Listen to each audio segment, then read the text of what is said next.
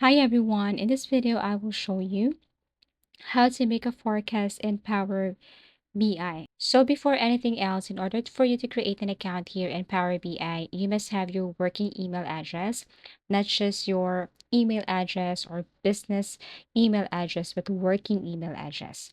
And after you have signed up, then it will take you directly to one of the forms right here that you can create. So in order to create one, you just have to simply tap create, and this is what it looks like. But unfortunately, I cannot show you the whole features and options as you can see on the right side.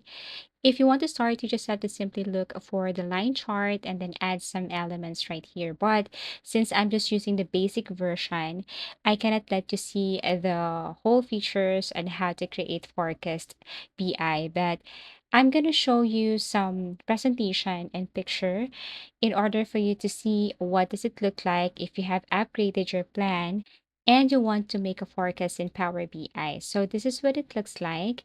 If you have upgraded your plan, you will see more options on the right side, especially in visualization. So to start, you just have to simply tap calendar and then tap date. Once you've tapped it one under fields beside visualization, you will see this. You will see some changes on your graph. Now to start with the forecast or creating forecast, you have to go to visualizations, scroll down till you see this forecast right here, and you will see options. The first one here is the unit. So under options and units, if you tap this arrow facing down, then you will see here options such as days, weeks, months, quarters, or years, depending on the time series data. So you can forecast for the next 6 months or 12 quarters. Next, we have here is the length or forecast length. So you can tap this arrow facing down and choose the length that you want. Below, you will see here also interval, seasonality, ignore last. So ignore last, this option allows you to ignore the last few data points in the series, which may be incomplete or anomalous. For seasonality, Power BI can automatically detect seasonality or you can manually specify it. So if your data has monthly cycles, you can set the seasonality to 12 for monthly data.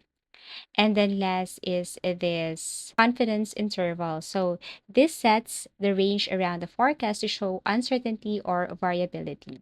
Typically, it's set as a percentage like 95%, 90%. So a higher confidence interval results in a wider shaded area representing the forecast possible range, and so on. So as easy as that, these forecasting tools in the Power BI help adjust how future predictions are presented and allow you to tailor forecasts based on specific business needs or data pattern. Thank you for watching and see you again in our next video tutorials.